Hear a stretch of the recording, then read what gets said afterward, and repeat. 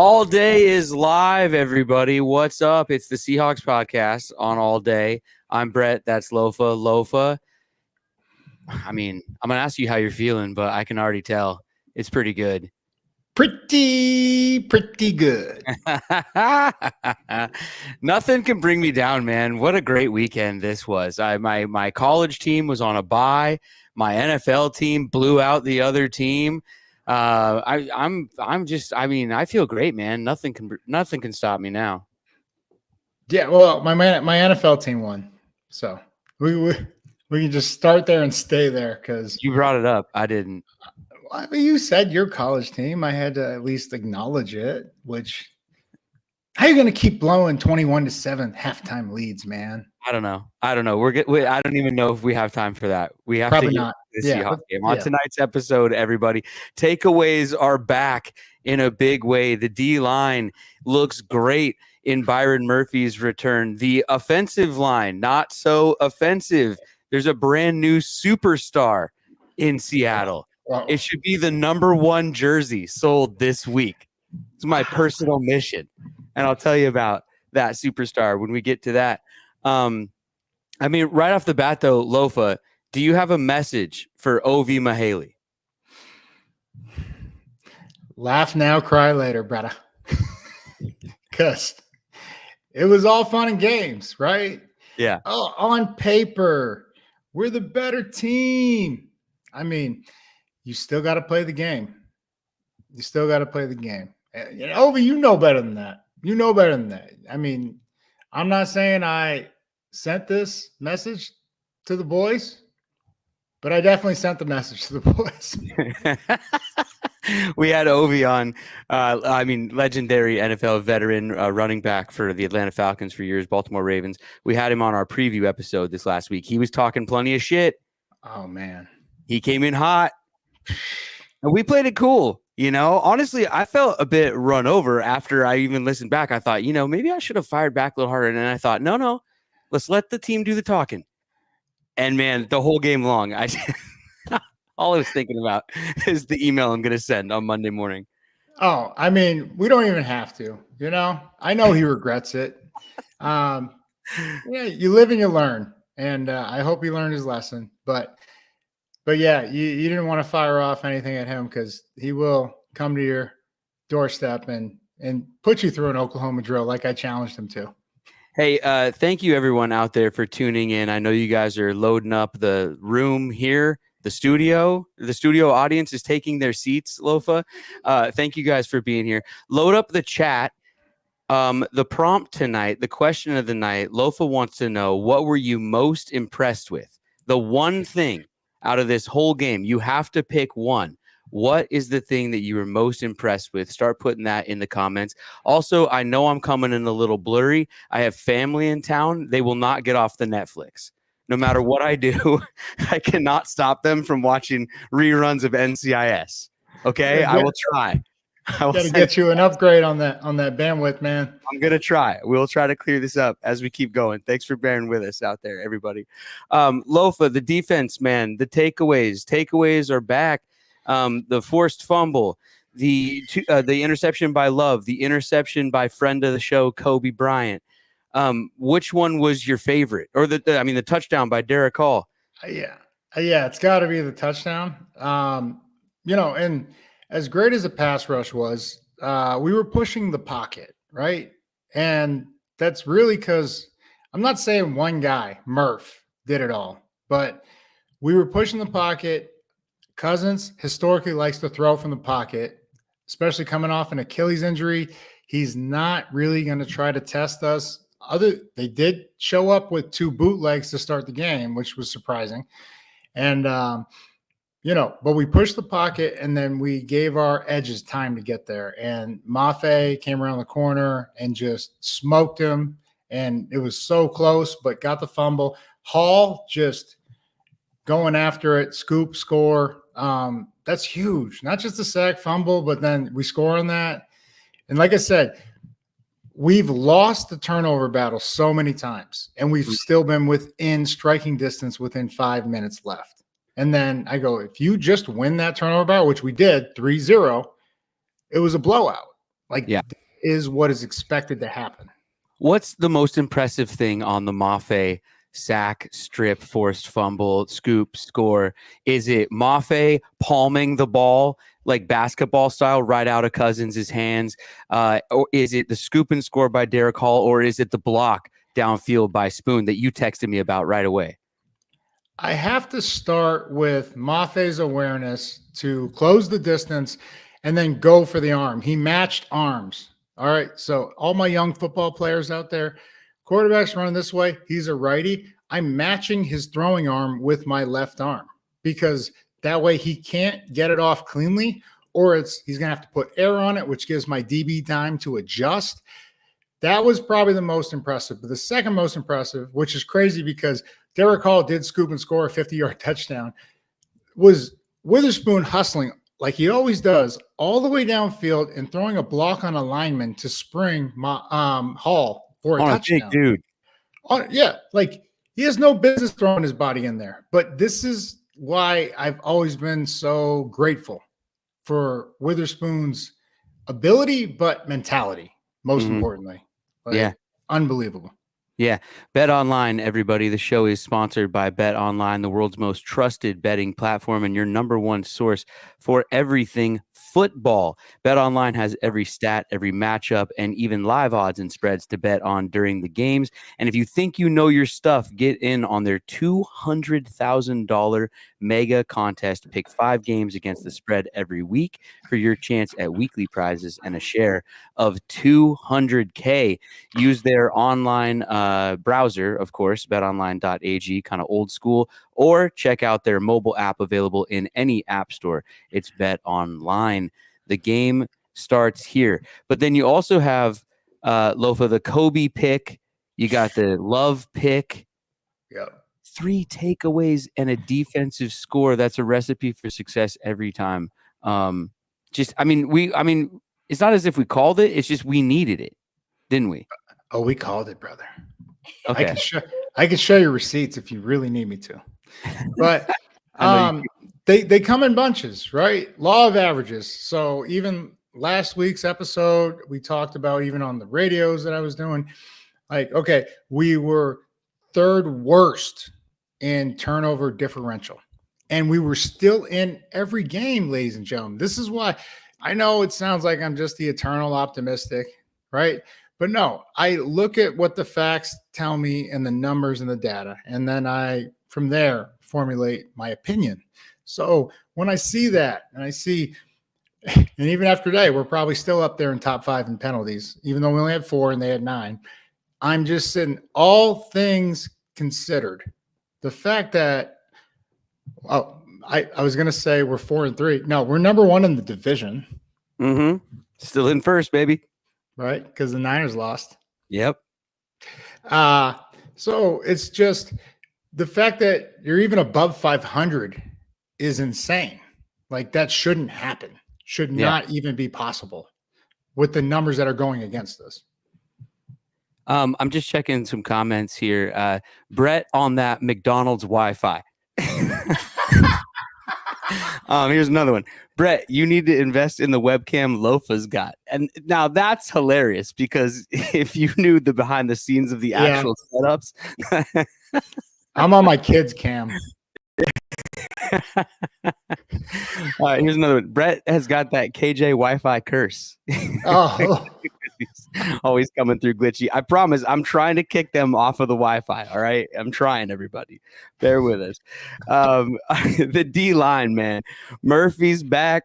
They're undefeated with Byron Murphy, which means he can never go out again. Please never leave us again, Byron. We need you. I mean, if we're undefeated, just suit him up, even if he's not playing. He's just a rabbit's foot, right? Speaking of rabbit's foot, did you see him on Algiers' big run 30 yards downfield and get him? Like, it was okay. So him, Spoon on the block, like, this is the kind of attitude. Laviska Shenault running down and knocking people out on kickoff, and he's a dynamic returner. Russell Mania, Brady Russell had a tackle on one of the kickoffs. That's the attitude and energy you need. right? That's what can get everything turned around. And I think if we just hold on to that, latch on to it, everybody else follow, like just do your part. Man, there was so much good that came from this game. McDonald probably gave out like 15 game balls, like seriously. Well, I mean, we got to check in on the rushing yards giving up, because the run D, it probably maybe my biggest concern. I think a lot of Seahawk fans' biggest concern on this team, right? But getting Murphy back, I mean, it made a big difference. They were running all over us. Well, I guess actually my question for you would be, they were kind of running all over us. Did they just stop running, or did we make adjustments to stop the run? Oh, we definitely made adjustments in the second half. We were committing another body down there, 8 in the box. We were staying predominantly like too high. I mean, they have a lot of receiving threats. Mooney, Pitts, and then SC, my guy. Like, so London, they have receiving threats all over the board. You couple that with their offensive line's good, and they have, Robinson, and they have Algier. Like, that's a recipe. That's a tough day. So it's like, what do you take away? But you have to take away running first. They had 116 yards rushing in the first half. And First half alone, Bijan 11 carries, 80 yards, and Algiers 4 for 37. But he was just starting to heat up. So 7 plus and then 9 a carry is what I'm hearing. I'm not a mathematician, but why would you ever put the ball in the air, especially when we've given up 200 plus in the last 2 games to two different teams? So, Bijan, sorry, I don't mean to keep interrupting. It's just, it's wild. Bijan averaging 7.3 and Algier with 9.2 in the first half per. Yeah. I mean, why would you ever put the ball in the air? I don't know. But they did. And thank you. Yeah. Because that I don't understand that, especially like you try. It's a copycat league, and when you hear that term, I know a lot of people it's like, okay, this play specifically worked against them. We're going to find out if they actually spent the time to fix this play. Even though we don't run this play, this is not our identity. It's just gotten 7 yards a carry, 8 yards a carry. So like, we have to at least try. And most of the time it works, right? If I had most people guess out there, would you think that Atlanta actually ended with more rushing yards than Seattle? I mean, they did have the big first half, but Seattle only ended with the 103, actually. They went for 155, which both teams, I mean, it's not insane numbers. I mean, the Seahawks, that's not even that many. It's not even as many as in my mind I thought it was. You know what I mean? No, yeah, for sure. Because of the lopsided score towards the end, but yeah. But wait. So what did Atlanta end up with? 155. Okay, so they got another 35 or 40, right, in the second half, because they had 115 or 116. Yeah. I mean, if you just looked at the numbers, like you're saying, Brett, like you'd be like, oh my God, they killed them on the ground. Like 155 is a solid game for a team. And, they had 3 quarters, almost, 4/5 of that in the first half. So it's like, why would you go away from that? I don't know. Thank you. What were you most impressed by, everybody? That is the question. And I load that into the comments. What is the single most thing that impressed you in this Seahawks blowout victory over the Atlanta Falcons today? The offense, man, let's move down the line here. The offense, very dynamic today. Some trickeration even. We had receivers throwing the ball. Geno on fire. Kenneth Walker having his illness game. Not sure what he was battling, but he was doubtful coming in. It was also his birthday. It was his birthday, and he was sick. You knew he was going to go off, right? Oh, brother, I called flu game. Hey, I know Johnny's in here somewhere. Johnny Langston. We were, texting, messaging back and forth. They were like, oh, he might not play. Brett, we were talking about it. I go, K9 is a dog. Literally, K9. Yeah. And I promise you, he is going to play. And I bet you it's going to be the flu game. And then, I mean, he had a hell of a game.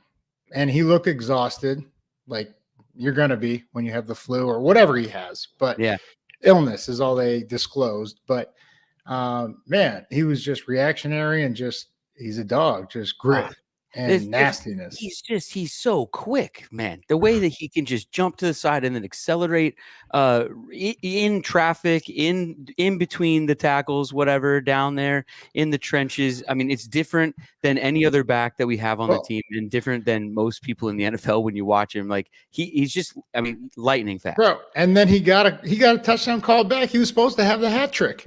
Yeah. Right?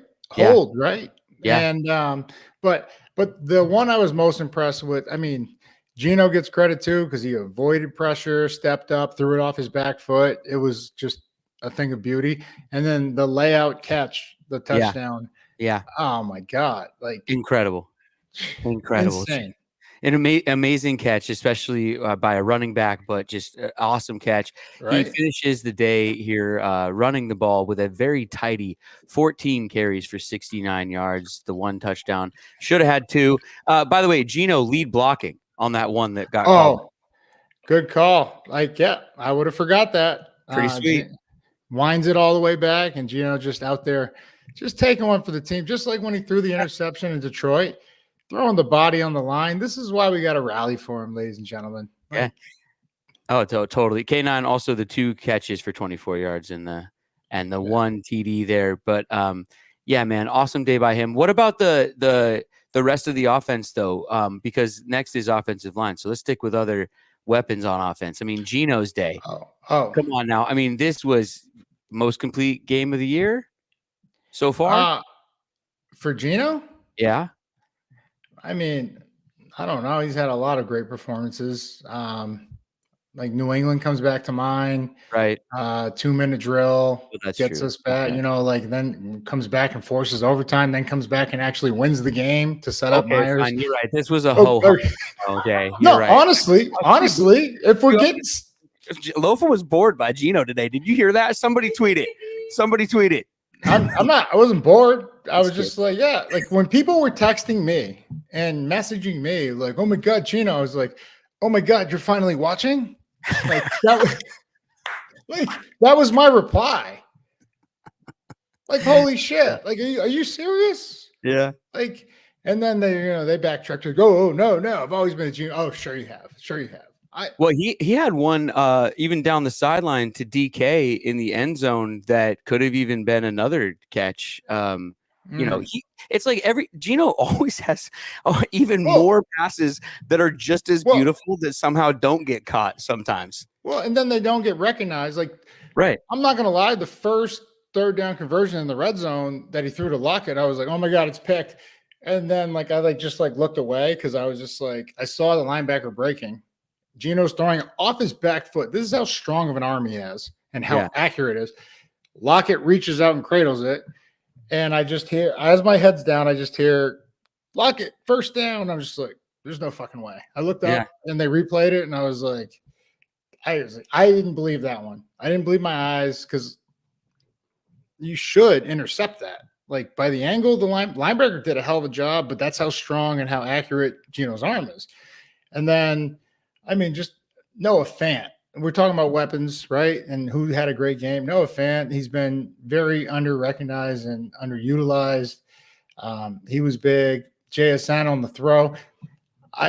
When he released it, I was like, oh my God, this is getting picked off. DK out-jumped the guy going backwards. I don't know how that happens, but that's how much of a freak athlete DK is. Lockett in the 2-minute drill, which was really a 1-minute drill with 1 timeout, which we got called back because of the intentional grounding, which we didn't even need. Turns out we didn't need it. That's how quick we went down there. And then the strike to DK you were talking about. I mean, like I said, I can't wait to see what the chat's impressed with because there was so much, whether it was offense or whether it was defense. Well, here's one. I see you, the Gavin KJG. Bobo dropped one, and then Geno gave him a look. Geno gave him that look that your dad gives you in the driveway when you leave your bike out in the rain. Yeah, because honestly, I don't know if I've ever even seen Bobo drop one. So I gave my TV the look, he was like he knew I was looking. Should have had that one. Yeah. Pivotal third down there. That one felt bad at that point in the game. I thought, Yeah. not a good time. It was never a great time to drop anything. Oh, of course. But, he's caught so many with so few opportunities. I'm not going to hold it against him. He'll be better for it. He felt bad. But that was very alarming. It's just like, wow, did that just happen? Yeah. How about the 33 extra miles that JSN gave 12 status members today? Right. Delta. DK making that pass look a lot better than I think that pass maybe was. That thing was a bit of a duck. It was up there a long time. And DK even jumped a bit early, but he's so damn tall and athletic that he still made it work. Unbelievable. But hey, can I just say, this is probably when you're in the same room, receiver room, DK was like, just throw it up. I'll go get it. And even I didn't believe he was going to go get it, but he did. Yeah. But JSN threw that lollipop up there like, hey, go get it, big dog. Go get it. Dropping it down in between 3 defenders. Dropping dimes. Go with the throw, everybody. You can earn 1 mile for every Seahawks passing yard this season with Delta 12 status. Sign up and start earning at 12status.com. This is not a credit card. It's not even like you have to be taking Delta on your next flight. This is just if you ever want to fly Delta ever and just want free miles because you sign up for it, that's all this is. It takes 30 seconds. You put in your email address, and then boom, Geno and the guys, they start completing passes no matter who throws it, and you get miles. Go to 12status.com. It's open to legal residents of Washington, must be 18 or older. And I talked to someone at Delta. They said that every time we go on, they get a little spike there in the signups. So good job, guys. Keep it up. Sign up for 12 status out there, everybody. Let's see. Offensively, anything else? Offensive line is next on the list. But anything before we get there? Yeah, let's go straight to the big dogs, right? In the trenches. Right. There's a brand new superstar in town, Lofa, and everybody's putting his name in the chat as their number one impressive thing tonight. It's Big Mike Jarrell. Go out and buy his jersey, everybody. Let's make this thing the number one sold jersey next week. Show the guy some love. Or am I jumping the gun? It's gonna have to be special order jersey. I don't know if they put a rookie. No love for the big men? Yes, I got love for all the big men, right? No, I know you do. Oh, no, I'm happy for him. Think about Division II college football and then jumping to the NFL for your first start, right? That's incredibly impressive. I thought he was a little nervous, even to the point of his legs gave out on one of the first few pass sets. It wasn't a strength issue. The guy's strong as hell. It was the jitters, right? And that's to be expected, especially first starts on the road, everything. I thought he handled himself incredibly well. He did the job. But I even texted when we were in a group chat, I was like, hey, we better bring our feet or there's some holding penalties coming because I just don't understand. We'll get Big Walt Jones on here to really break it down, right? Okay. To tell us how it is. I would love that. But if you keep your arms all the way locked out, now they can chop them. Criticizing superstar lineman Mike Jarrell. Look. I've never played on the offensive line, so I should not criticize. But I did play on kick return and punt return, and it's pretty similar, right? There's crossover. All I'm saying, if you hold your arms out there on a block, the only thing you can do is they pull you down, and then you get a hold. So just grab him by the chest plate. That's what the pads are. Wrong. No, he can't do anything wrong. He's perfect in every way. He came through. He saved the entire run game in Seattle in this one game. We got to get him on the show because you know how I like to ask these guys the last regular job they had. And I know one of the regular jobs he had was working security. And Lofa, I want to hear some stories of him throwing some dudes out of some places, right?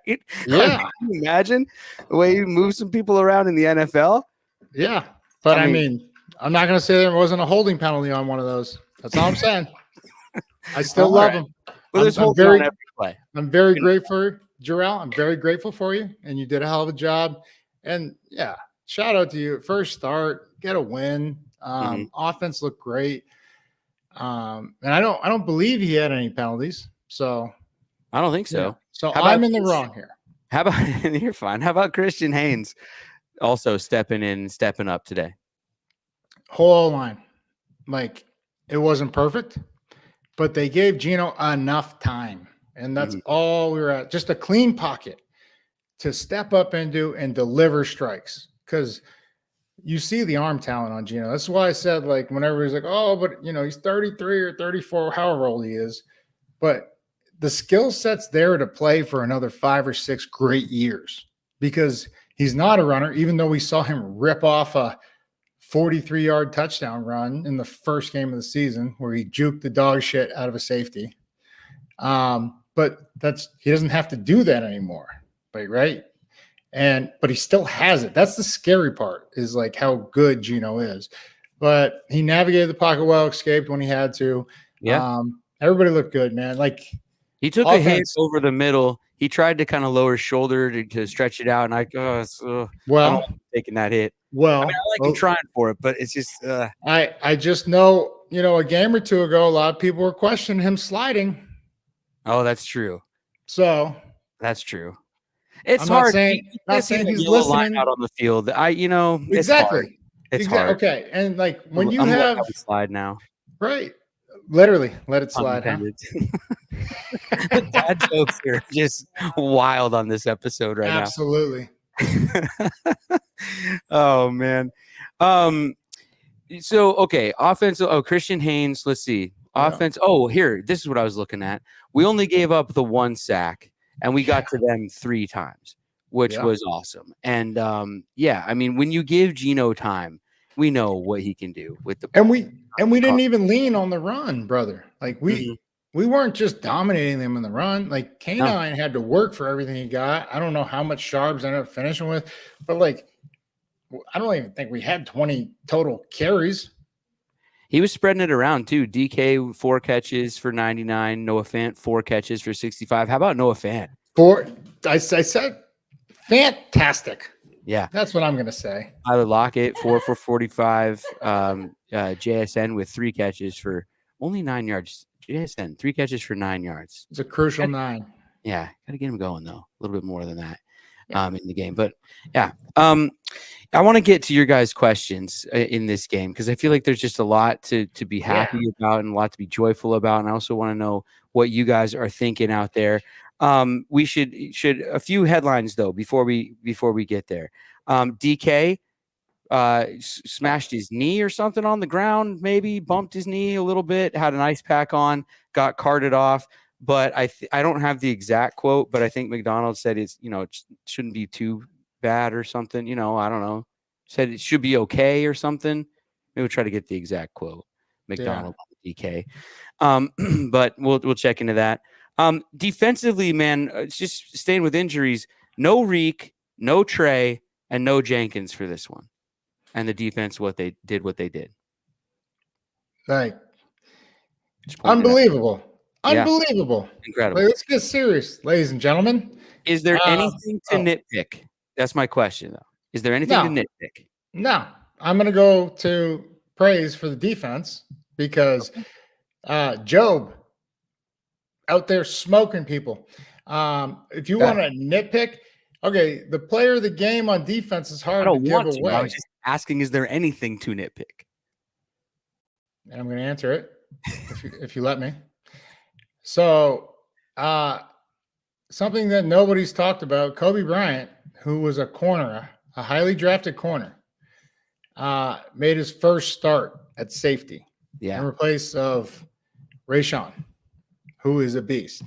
And it was just incredible. I felt like, if you want to nitpick, okay, he was all over the place. I think it was 11 tackles, right? I think behind him was Love with 9 or 10. They both had an interception. He's always in the right place at the right time, whether when he was playing corner in college or then even here playing inside a nickel, corner, like tight coverage. Nobody can run by him. But he's in a new role. So I'm trying to give him a little grace, because I would make them challenge him. Like there was a couple times when they showed the too high safety look.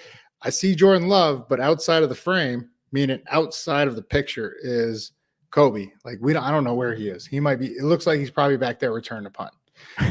I'm not going to question it because it's the first time he's ever seen live bullets, right? Mm-hmm. But this guy showed up and showed out. I know who even last week when he had a couple, like 3 plays, he came in and lit people up. Yeah. This is going to be a very special. And I thought with the injuries, they would put Kayvon in there and then move Coby with both Trey and Reek out. I thought they were going to move Coby outside with Spoon, but they had faith in Job, and Job looked good, man. Yeah. He did. He looked good. Got the one penalty on one, but then had a really nice couple plays. A couple big hits too. Confident, confident, playing with some swagger. I liked him. I liked his game. Coby, I mean, I just loved watching Coby do his thing no matter what. Just we had him on the show a couple weeks ago. You guys can go find that interview somewhere here on the channel. But just really cool guy. And he finished the game as the leading tackler, 5 tackles and then 4 assisted. So 9 overall. And a pick. Yeah. Yep. And then the pick. Well, he's got great hands, right? So like if he's anywhere around the ball, we saw it in preseason, right? Yeah. And then we saw another couple opportunities like to get interception, just always in the right place. That's a ball player, kind of like Spoon. What I've always talked about Spoon, he just is around the ball because instinctually he processes it quicker. And so I think we're looking at another just unbelievable player. Yeah. Shout out to the fans down there in Atlanta. Shout out to the 12s for traveling. Our guy McNeil says there was a 12s takeover or something organized by people on the internet. I think we're fed up with people coming into our building. So I guess we figured we'll go into someone else's. Let's make sure we keep people from coming into ours though still. But shout out to everybody, huh? Brother, that's what all the false starts were. and then stadium. And then let's give McNeil and another credit because before we went to Detroit, he said Geno's going to ball, and we were just like, okay, do you have anything to back it up? He's like, well, every time he plays in a dome, and then we came up with the term domination, and domination happened yet again, brother. Yeah, they had the sunroof open on that thing though. I mean, they should have in the second half. They should have just opened the whole roof if they knew the stats, if they were analytical guys. It looks pretty cool. That thing opens up like a origami or something, that building. It's like like their defense. Hell yeah, man. Oh yeah. Oh man, you guys, let's get to the Q&A though, everybody, and open it up to the questions. And while we're doing that, let me tell you about epicseats.com. epicseats.com, our ticket sponsor here on the show. Whether you're buying or selling seats, do it with Epic Seats. On October 22nd, the Kraken take on the Avalanche there in Seattle. On October 23rd, Charlie XCX, who I have been listening to. Did you figure out who she is now? Fantastic. Delightful. Love it. Good. No clue. Oh, it's dancey. It's vibey. I like the whole thing. I put on the Spotify radio. I'm going crazy with that. Also, of course, October 22nd, Seahawks v. Bills in Seattle. And then October 30th, Modest Mouse, Seattle band too, right? Mm-hmm. Returning home. Cool. Epicseats.com. Check out Jimmy Seats when you need seats. It's epicseats.com. Katie, you got your microphone fired up. Aiden Espinoza says, D-line back healthy. And suddenly the defense is back. Also, no Stone is a plus. Last thing, Larry likes pregnant chicks. Knew I recognized you. Go Hawks. 12. Wow. There's a lot to unpack in this one question, Lofa. This is somebody who knows how to maximize some time. 9 months worth. Wow. Okay. D-line back healthy. Suddenly the defense is back. Yes. Absolutely. Point. Ding. Yes. Absolutely. You got that one right. Also, no Stone a plus. I'm going to blame myself. I gave Stone nothing but praise on the preview episode. Next thing you know, he's not in there. It happens. I'm a jinx sometimes. It's on all of us. Yeah. And then last thing, Larry likes pregnant chicks. You know what that is, Lofa? I don't. I do. I guest starred on the show Shameless on Showtime. Oh, And I played a guy named Larry who is obsessed with pregnant chicks. So good looking wow. out, Aiden. Good Well, eye. wow. This is the first time Brett ever beat me in movie or trivia or show quotes, and it's because he played the guy. Yeah, nailed that one. Oh, Aiden, that is an epic pull right there. Yeah, that's fun. That was a really fun show to do. It's a fun show to work on. We shot all the scenes in LA, and then like 4 weeks later went and shot scenes in Chicago. So oh, I had to Chicago's get my fun. haircut again. Anyway, Do what they else? make you cut your hair like? Oh, Johnny L. No, go Sorry, ahead. no, yeah. No, you were asking a Lofa- question. Go. What? Well, yeah, you said you had to cut your hair again. Like what? Yeah. They like make you like. How Oh, often do you have to cut your hair for a show? Well, they do it. The hair people there. Like I didn't when assume you did it with a Flowbee. I just was asking how often do they make you like? Do they cut your hair? Oh, I see. Well, if you're on the show all the time, so you're just working week after week after week, then it's just All every day? couple weeks, like any normal haircut. But if it's a guest star, like a one episode thing like that, then they'll just give you your haircut when you get there. Usually only work a couple days. With this one, there was a break, so it was like had to cut it, then come back, cut it again. They have to look at pictures. Did you color it? Did you like put highlights? I don't remember. They might have for that one. Yeah, I don't know. I sit down and let them do whatever they want. You put some sunning in, didn't you? I don't have a choice. It's their vision, man. I'm there to fulfill their vision, sort of. You know? I believe you. Johnny L. Bring up Johnny L's comment. What else we got? Can we talk about this flu game from K9? Yes. Also, let's compare these stats today. Yes. Mahomes 154 OTD. Zero. Yep. 0 TD, 44.4 rating. Rating Geno. Somebody else read these. Here, I'll get this. All right. Can we talk about those flu game from K9? And let's compare the stats today. Mahomes, 154, 0 touchdowns, 44.4 rating. Geno, 207, 2 touchdowns, 110.3 rating. Mahomes also more interceptions, 8, than TDs, 6. But they're undefeated, right? And so everybody would lead you to believe that Mahomes is the greatest of all times. All right, he's got a lot of rings. I'm not gonna debate that.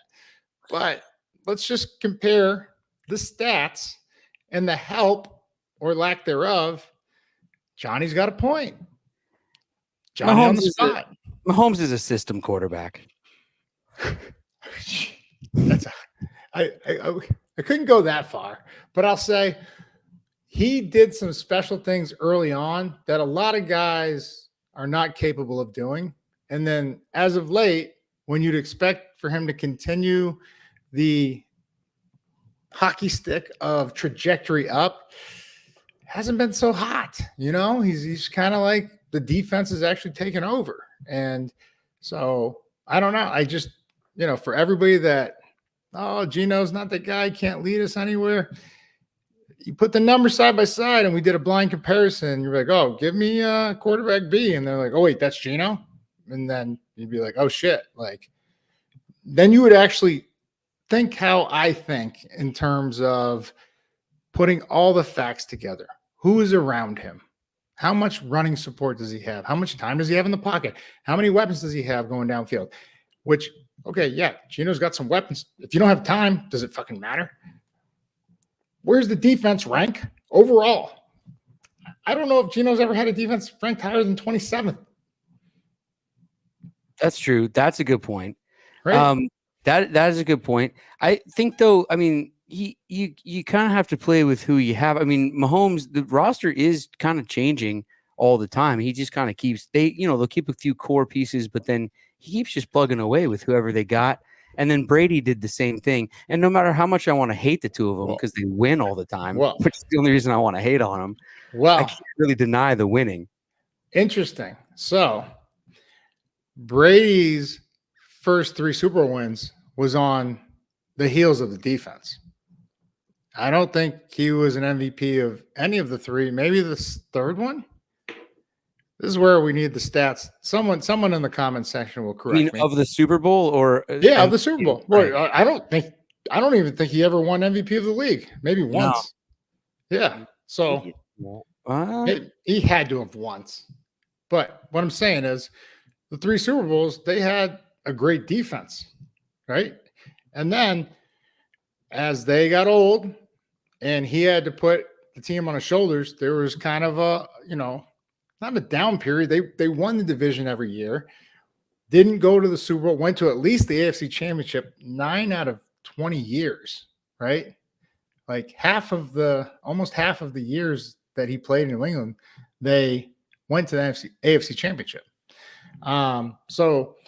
But there was a lot of help there. There was a gap, and then there was a youth injection of talent where they got Gronk and they got all these guys, Edelman.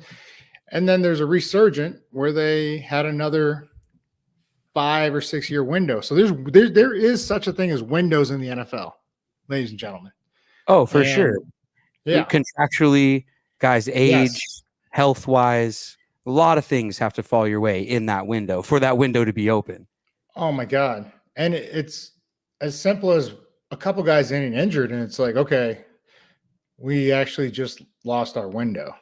Or a guy or two leaving in free agency. It's fucking nuts, dude. But let me do some sort of on the fly producing. We're dealing with this internet issue, everybody. I know. Thank you for bearing with us out there. Producer Mike, there. Yeah, thank you. And I'll read this one. Katie's trying to unplug and plug in wires in the background. You look great. Now you look great. Okay, cool. All right, we're trying here. Geno is awesome. This is from Mega Delta Force, which sounds badass. Geno is awesome. Jarrell did great. And the whiners lost. Our defense showed up. You guys should sell black Tatupu jerseys. I'll be the first in line. This is a hell of a text. Yes. I love you. That's the only reply I have. Mega Delta Force. But they changed jerseys, so I don't think they can make those anymore. But if they could, I would send you one, brother. Oh, we can maybe figure something out. You can do anything on the internet, Lofa. I don't know if you know that. Anything is possible. Anything is possible. You can even stream the Seahawks game over various websites. Yeah, I'll send you some links. You just got to watch out for the pop-ups. I told you guys, my parents are in town. Yeah.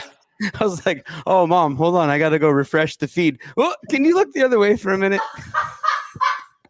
Make sure to delete that browsing and cookie history, bud. What's next up here? What do you got? Bianca. Whoop, she's back. Bionic Giraffe 94. Can't watch live. Just wanted to stop in and say, we're so back. Mike Jarrell is him.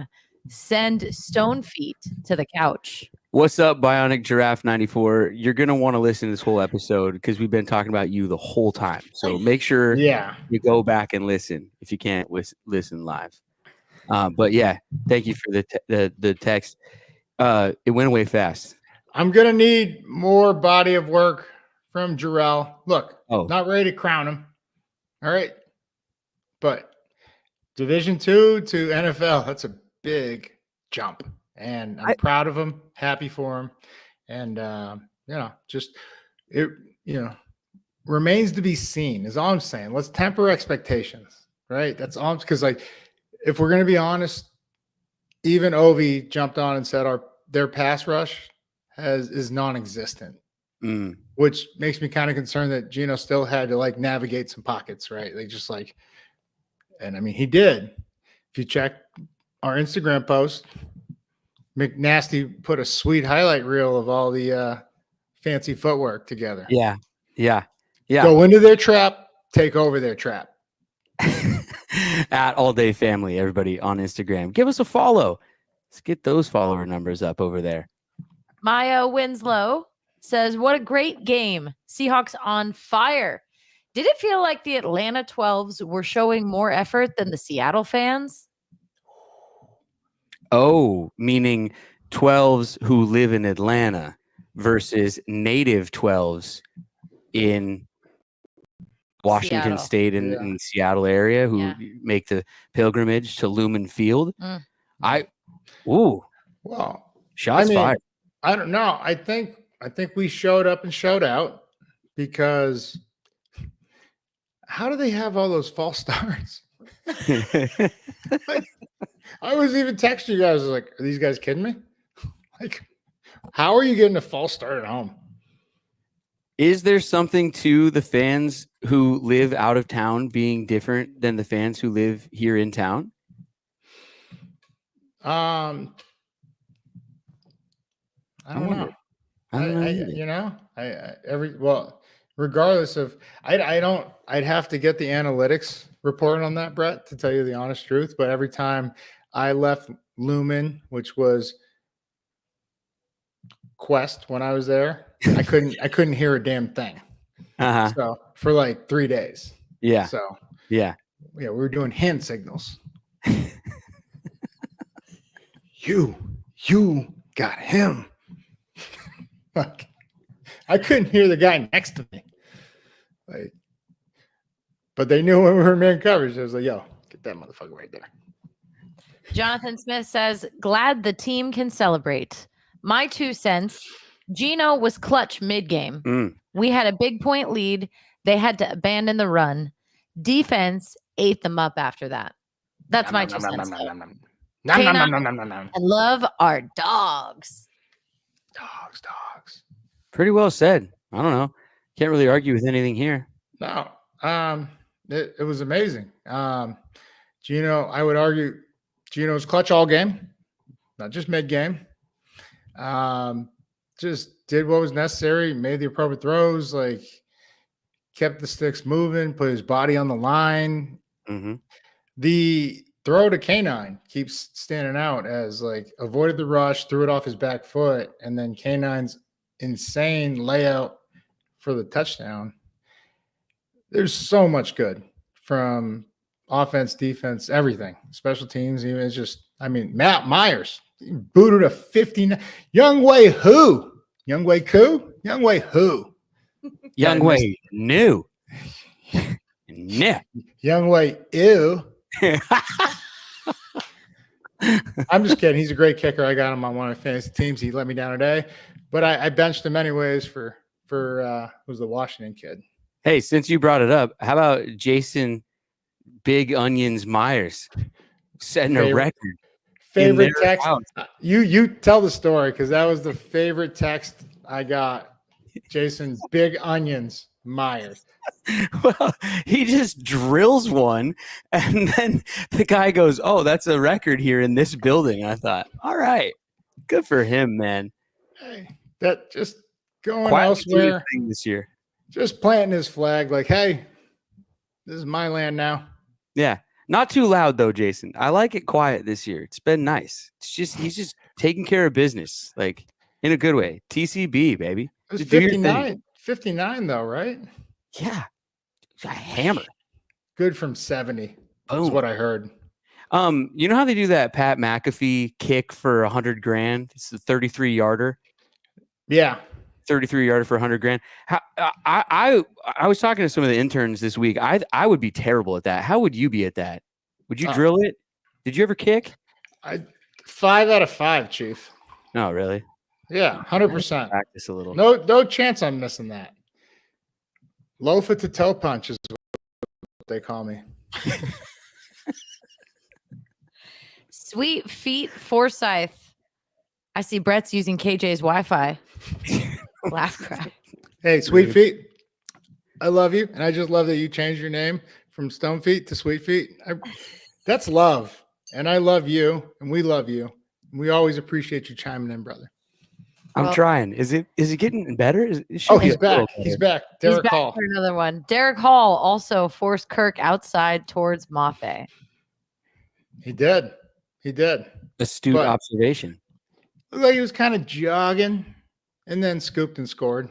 He turned on the Jets after he scooped, but just that whole play was beautiful. Sweet Feet Forsyth. It was amazing. And then Spoon just running out of nowhere, right?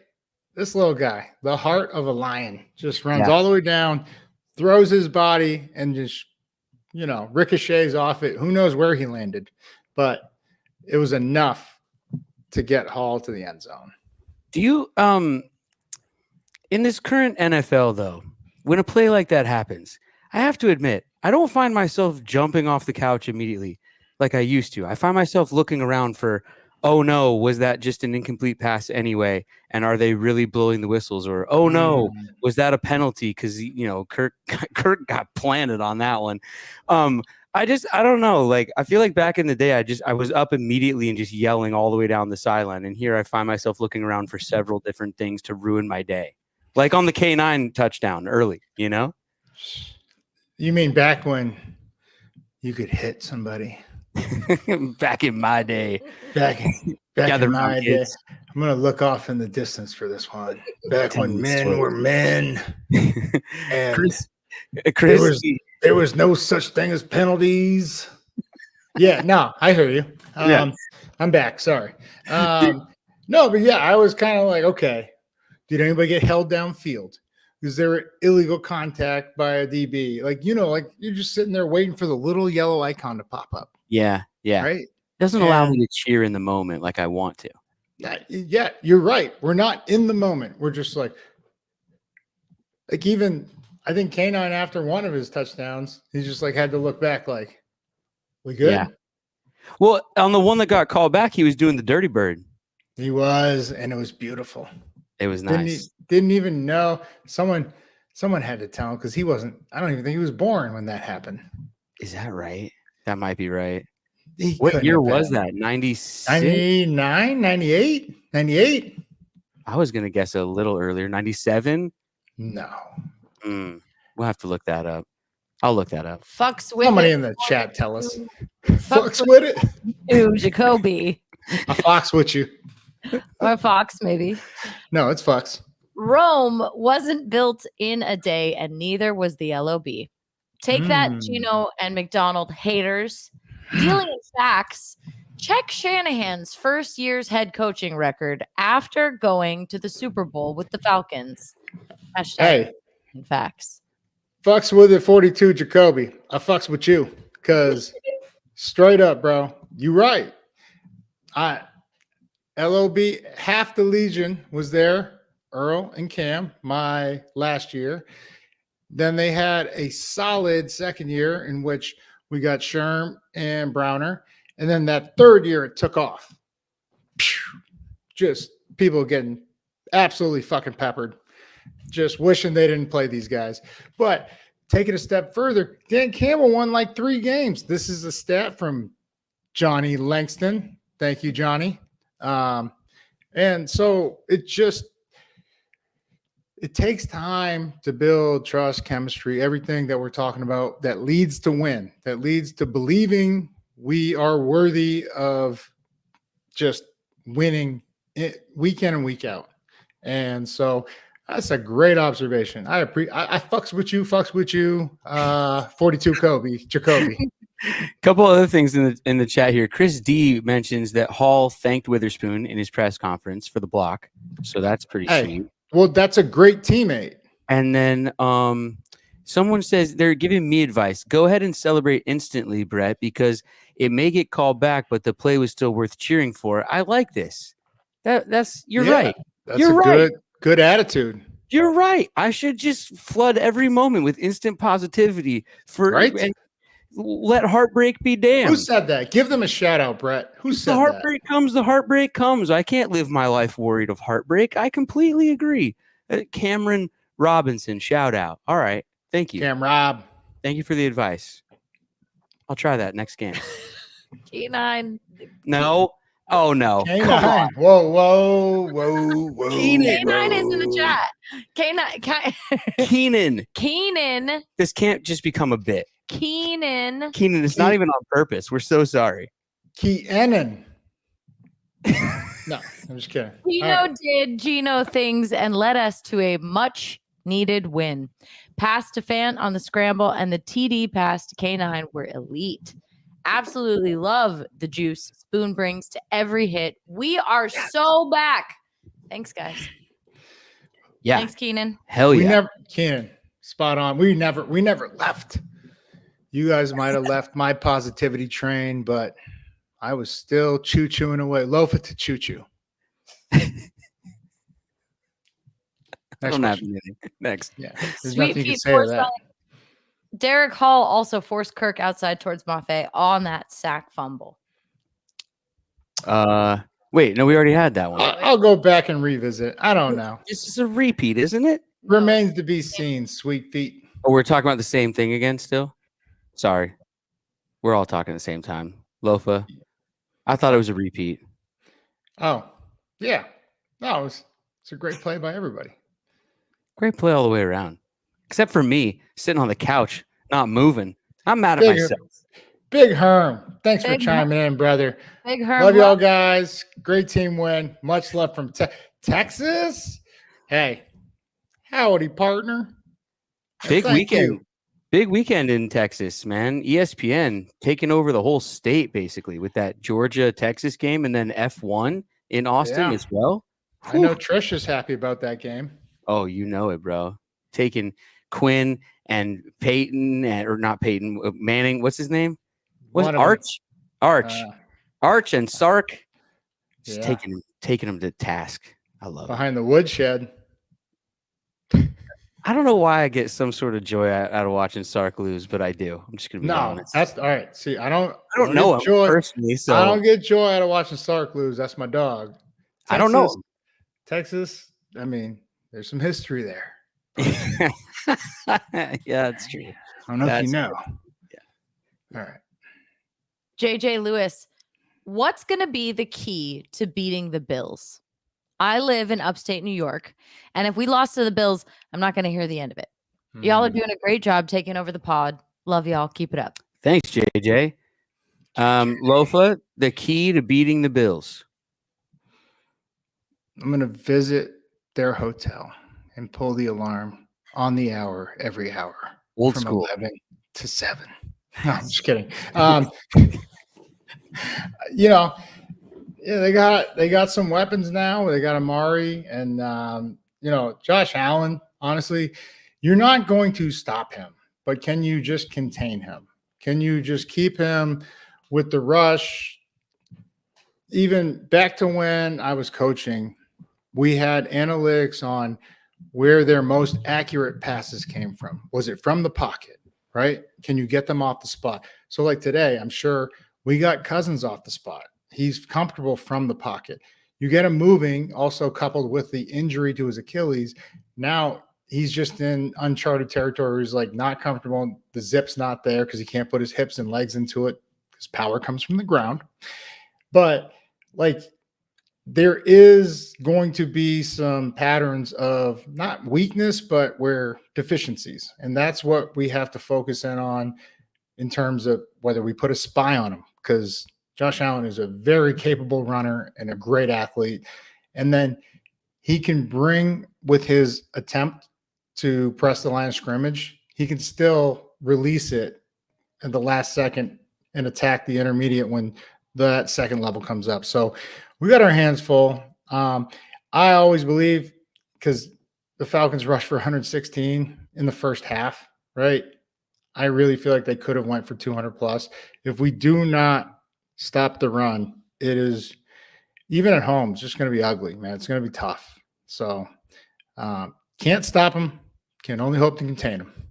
Yeah, and also this is the game where we prove as fans what we're all about with all this chatter about the in-stadium experience and stuff. Like we got to support them in the way that we need to support them, bring the thunder. Yeah, Bills Mafia, who? Boye's Mafia better show up. Let's go. Make JJ the shirts. Lewis back in the chat. Geno MVP run? Yes. Oh, you already know my feelings, Brett. I need you to take this one. You're saying yes now? Now I just needed to see a few games and get the ball rolling. Like look, It's No, one of those things where it's the Atlanta Falcons, it's the Atlanta Falcons, it's the Atlanta Falcons. Let's see what happens with the Bills. And let this be the spark that kicks off something bigger. And so if you're saying this could be the game that kicks off that run, sure, sign me up. And I will hold the campaign flags all the way through his candidacy. I don't know if a quarterback's had to go through more in terms of like adversity. All right. Like, how many have had to have this many comebacks in their last 3 years? He leads the league. And for everybody to not believe that he's that dude, it's like, okay, well, what if he actually had a healthy O-line? Not even a good O-line. I love our O-line. It's just the interchangeable parts, and then the chemistry of like when they have to combo block. There's so much more that goes into it. It's not that any one of them are bad. Even Forsythe, he's not bad. He's a great athlete. He's huge. But it's like when you don't consistently work with somebody, there's no chemistry. And so Geno's had to go through that, which has made the running game non-existent. Even we tried the quick screens today. It didn't work. Why? The only reason it didn't work is because Atlanta has no pass rush. The quick screen has worked on everybody with a decent pass rush. Right. It killed the Niners. The draw play killed the Niners because they were just like, these guys can't run. They didn't respect it. That's all I'm saying. So, and then coupling the problems we had on defense, it's just when you take everything in totality into consideration, it's like, man, what he's doing impressive the last 3 years. Like not just this season. But this is why a game like the Giants game hurts still. And will hurt possibly later because of what this team can be. Record-wise, you're absolutely right. But it's also a game where you got hit 14 times and then sacked 7. And like I'd say out of 7, like maybe 1 or 2 we're like, okay, just get rid of it, like survive it down. But that's the competitor we're talking about. Like you're not gonna just throw it away. Sticking with the Bills game for a second, let's throw this one to the chat. Who are you using as a spy on Allen? Got to be Baker, as long as he's healthy. Okay. I mean, he looks so much faster today because he's a veteran, and he finally had a week's rest instead of playing 3 games in a row or whatever it was. Like we all looked a step quicker today, and like not just the turnovers, but like you see it. Like Julian Love looked great. He's been coming off a quad contusion and then 3 games in 11 days, right? Or 2.5 because he came out the second half of the Lions game, right? Just impressed, like Murph running down Algier all the way out of bounds, 30 yards. Like the effort's always been there. It's just been more of the discipline and the chemistry of like trust. Like, and you know, kudos to the coaching staff. Like they committed 8 to the box. Like, hey, you're not going to run on us. Like, even though they should be passing because they're behind 2 scores, we're not going to just let you run it down the field. And so that's why the first drive you saw Kirk Cousins like pick his way down, but it took so much time off the clock and we weren't worried about it. And then our offense, they did their thing. Our offense has been scoring. Like, so like as a defender, we have to put that on ourselves. Like we get over 20 points. Yo, man, it's on us. We got to step up, get turnovers, get stops. And we did today, 3-0. And this is what I said. If we just get either we limit the penalties or we get 3 turnovers, win the turnover battle, it's going to be blowouts. What was today? Absolute blowout. On the road. Alina Dahl, for us dog fans, we have that purple rain to get to that free purple haze, put on some purple shades, and look at Brett's screen. That's some serious Dollar Tree Wi-Fi. Damn, man. I thought it was getting better. Well, this is an older comment. Oh, okay. Hopefully it's getting better for everybody. Oh, no, but Alina, that was a bar, girl. That was we got to put some beats behind that. I was feeling that. Melissa Klein, my favorite play was the pass from JSN to DK. Nice to see Grubbs trying to do some trick plays against defenses. Yeah. And I don't even know. This is why I love Grubb, because I don't even think the time or even the situation called for a trick play.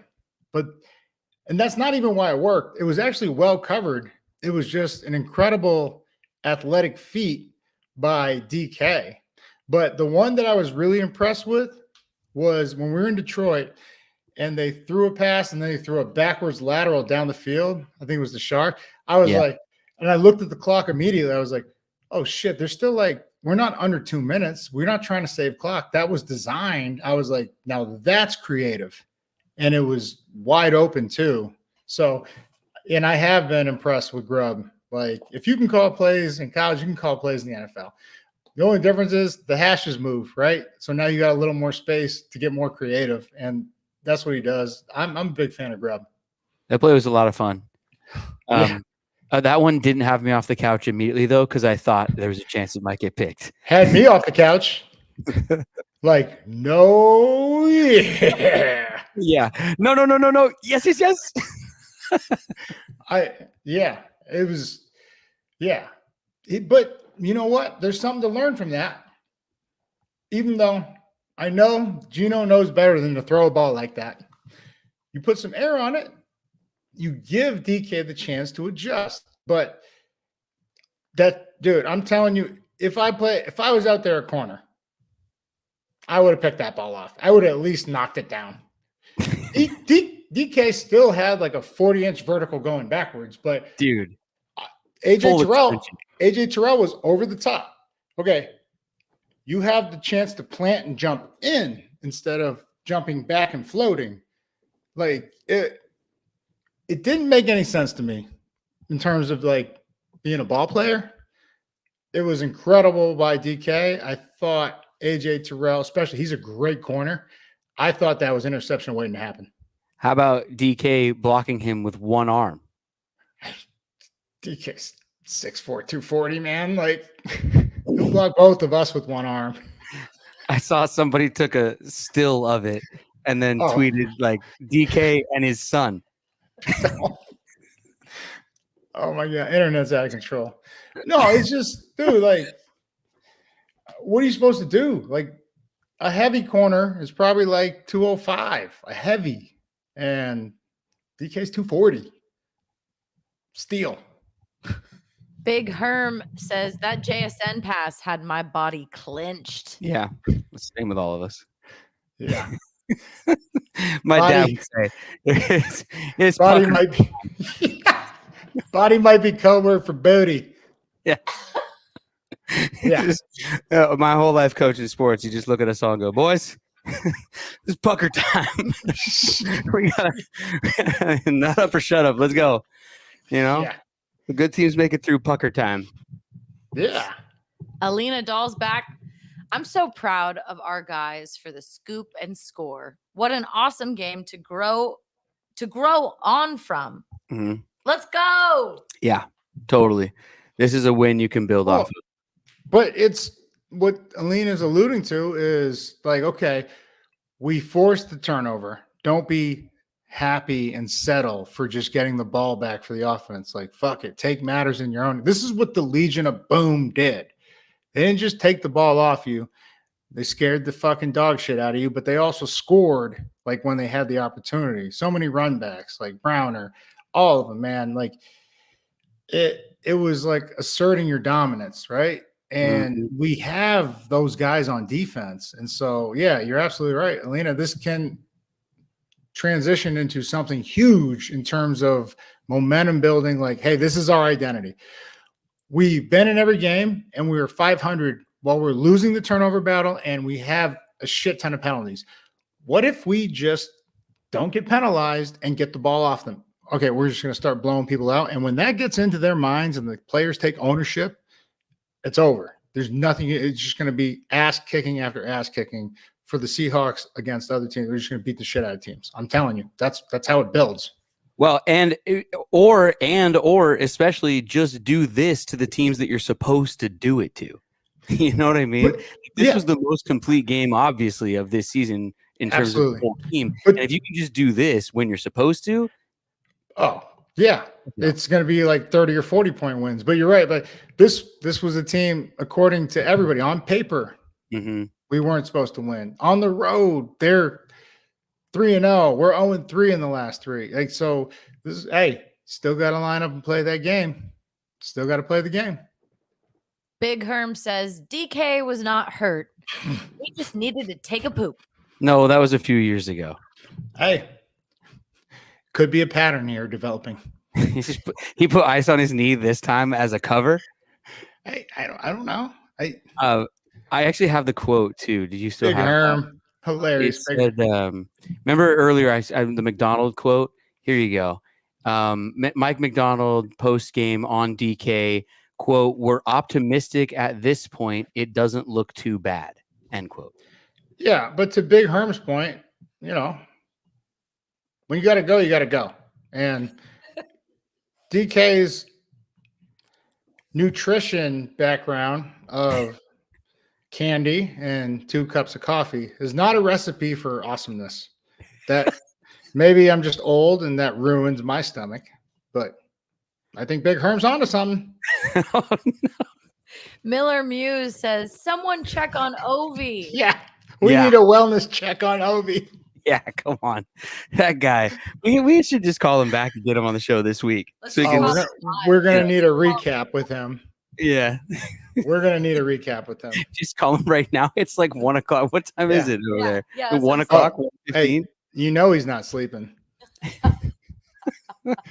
Hopefully he's just getting nothing he's just biting his fingernails. He's just DMs from all day fans. You guys should be blowing up his Instagram just for fun. No, be nice. Be nice. Richard Bird. I gave him a shout out. He said this won't be talked about much, so I gotta say, how about Josh Jobe, 5th string cornerback?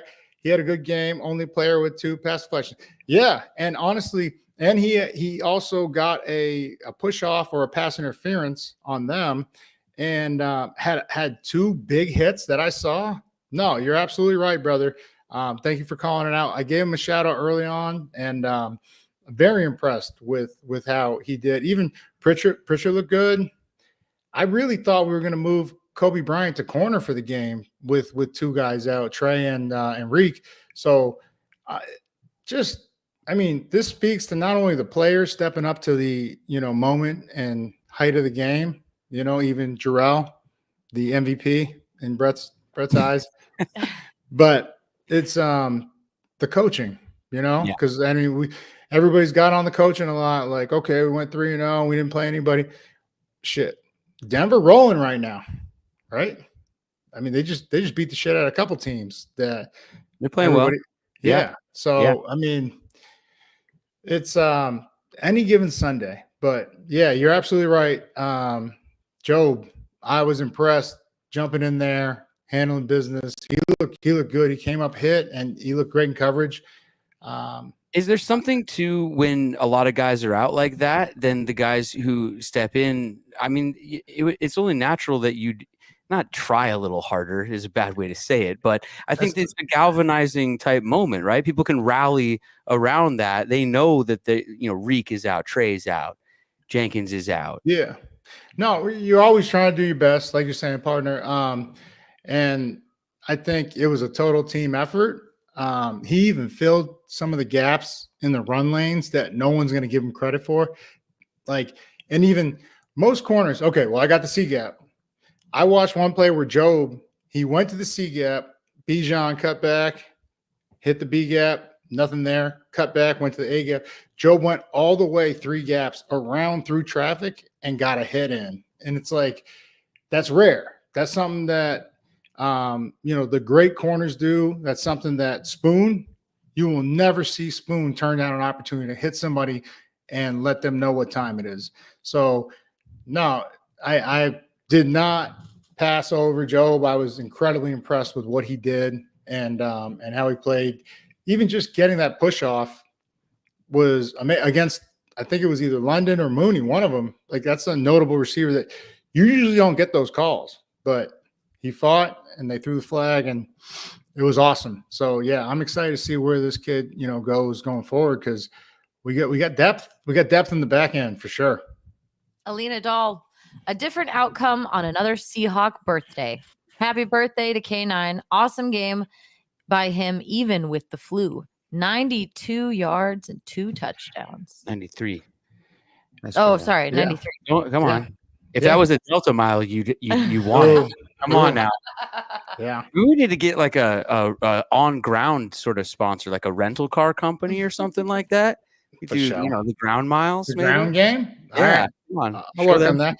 But no, you're right, Alina. And then he got one called back. He could have had the hat trick I with the know. flu. I With the know. flu. But Was it the flu? Is it the flu? I don't know. Illness? What else are you going to call it? Was it COVID?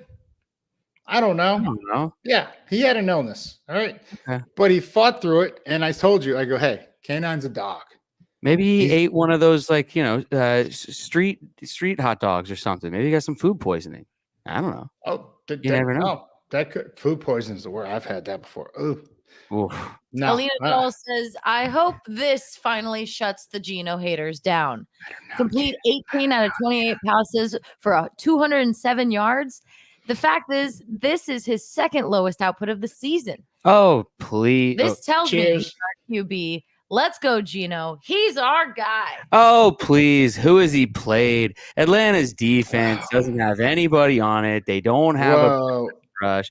Give me a break, Katie. As soon as they play a real team, you'll all see, and they'll come Wow. back down to earth, and they'll be starting Sam Howell in no time. They got 2 all-pro safeties that he shredded. Yeah. No, I know. I'm just doing the Geno hater thing because, Yeah, unfortunately, Oh, I they're know. never going to go away. Yeah. Let's be honest. No. They will never go away. Not- I don't know why. Not until he leads us to the promised land. And people think I'm fucking crazy because I say that, but they also told me I was crazy when I said I was going to the NFL. But don't got prove them wrong. But don't you think, though? I mean, sports fans are sometimes just the worst, right? And even if he did take them to the Super Bowl, there are some people who then the very next year when they missed the playoffs would go, "See, told you." No, I mean, I think it's just human nature these days to be cynical and just like critical. And I mean, you even just look at like what Geno's compared and what he's doing compared to the field. Like, I mean, you could have Trevor Lawrence, you could have Daniel Jones, you could have all these other guys, and I'm just saying they would cost 3 times as much as Geno's getting paid. And oh, sorry. Oh, go ahead. No, I'm just saying, like, would you be happy with that? Like, the Jaguars are 1-6 now. Like, Yeesh. and they're paying 3 times as much. Yeah. They wish they had Geno. I saw in the chat here, Space points out Sam Howell had a nice game. He did get one snap, I think. Incredibly efficient. You see that fucking handoff? Yeah. Geno had to come out. He had something in his eye or maybe something wrong with a contact lens or something. Yeah, because he got fucking smoked. Nothing new for Geno. He's been taking these hits for years. Alina Doll, Lofa, how did you come up with Floby so quickly? Did you have a personal experience with one? LOL, love you. I love you too. And no, I have ADHD and I don't know, stop what I say sometimes. The Floby is like one of the greatest infomercials, commercials, whatever of all time back in the day, right? Yeah, Late night. If I had hair, I would buy I would bring back the Floby if I had hair. That thing would come. What are the Sham Wow? You got the knives, the knives that can cut through anything. You had the set it and forget it thing, the roaster thing. You were a big online. What was that? What was that television program? You bought a ton of shit from them. Did you see or whatever? Infomercials. Did you buy the fucking samurai swords too? I didn't buy shit. I was just watching Comedy Central way too late at night. As like a teenager. Because you were 9 years old. What? Yeah, right? Yeah. 9 years old. You're saying you're young. Yeah. Right. Yeah. Super young. It was nice of me to say. It was incredibly. JJ Lewis says we're back to number 1 in the division. Let's go, JJ. Let them know. Let's go. First place. Hell yeah. I didn't even see that game. But hey, shout out to Giant Langston again. He was the one that said, Geno's got more touchdowns and less interceptions than Patrick Mahomes, who's undefeated. Right? So I know he's got, rings like Thanos, but he's had some help around him, some teams. I mean, listen, besides the Giants game, I'm feeling it right now, man. Like Niners week. Yeah. We got them. That's why the Giants one bothers me. I know it's not in the division, but overall record wise, it just bugs me because what I want to do is I want to start kicking ass like we did today and not having to look at other people in the division and what they're doing, so we can just take care of what we need to do and not even have to look. I have a question. We want. I didn't pay for this question in the chat, but this is a Katie question. Oh, it's a all producer right. Katie question. We don't do that around here. Are either of you at all worried about how in years past the Seahawks have a tendency to rise to the occasion when the pressure is on or lower to a lesser team a la the Giants? Are either of you worried about any of that at all? I can answer this very quickly. As a Seahawks fan and Seattle sports fan in general, I'm worried all the time. Lofa, your thoughts? No, this is an entirely different team and staff. Most importantly, that's what you have to take into consideration. I did when I was, either on the coaching staff or as a consultant with Pete. We did tend to fluctuate. We beat the shit out of great teams, whether it was USC or Seahawks. Like we rose to the occasion. It's like when we finally found a worthy adversary. But there would be a team that would creep up on you because not that we weren't ready, but especially like think about it, Pete had a decade of winning seasons with like one underneath like 500. So in everybody's minds, like, okay, these are the big bad Seahawks. And they gave you their best. And if you just gave them any kind of inkling of there's a chance in the first half, they came out even stronger in the second half. But then if I bet you, if you go back and look at their trajectory after that, they probably lost the next 2 or 3 games because they just fucking gave it all. And you can't, if you're an up and down team, which the Seahawks were not, they were always just steady. If you're one of those teams that crept up on us and like got us, they went in the tank for the next 3 weeks because they were fucking depleted. Like they were like, I didn't realize that's what it takes to beat the Seahawks or be at that level. Day in, day out, week in, week out. I'm telling you, it was something fucking special to watch. Yeah. God, I love it. I'm just sitting here. I could listen to you talk about that stuff all day. Just loving it. Somebody reports in the chat that Geno might have had those rubber pellets in his eye, those field turf pellets. That was Garrett Foss, my Foss dog. Yeah. Those pellets are not awesome. I had those things embedded in my skin sometimes. Ugh. Yeah. And probably not healthy to ingest those, but I mean, I don't know. That's what they put us on. But it's field, right? They're like, oh, we got something safer than grass. And everybody's just still doing that, right? Like it feels like almost like when they first put it in, it's like, oh yeah, the rubber there, but then it'll settle down, after some time. No, it's just still there. It's really the only way the commentators can see a toe drag. Right? No, seriously. The rubber seriously. Pellets. Yeah. Right. But I love playing on turf. I need the faster track. Like I love that shit. Grass, like I didn't really care. Just wear the right footing. And like a lot of guys, they don't want to wear the studded cleats that are longer. It's like, I don't know. Like I want to stop and start on a dime. Like that was my kind of edge over a lot of people was short area burst radius. That's how you keep up with the fast guys. Garrett Foss says, who are we more impressed by from a game calling perspective between Grubb and McDonald today, and why? Hashtag Hazy31 Savage. Okay, well, I'm not happy, Foss Dog, that you're drinking Cam's beer and not mine, but whatever. Put that aside for the moment. More impressed, I got to go McDonald. Like, I've always been, and if you have listened to the pod or any radio interview I've done, I've got a lot of praise for Grubb. Transition from college to NFL. He's put his players in the right position and utilized the talent that he has, even without the help up front. Like, so he's had to overcome a lot of things timing wise. But McDonald today, you're facing a dynamic run game with 2 running backs that almost went for 300 yards a week ago.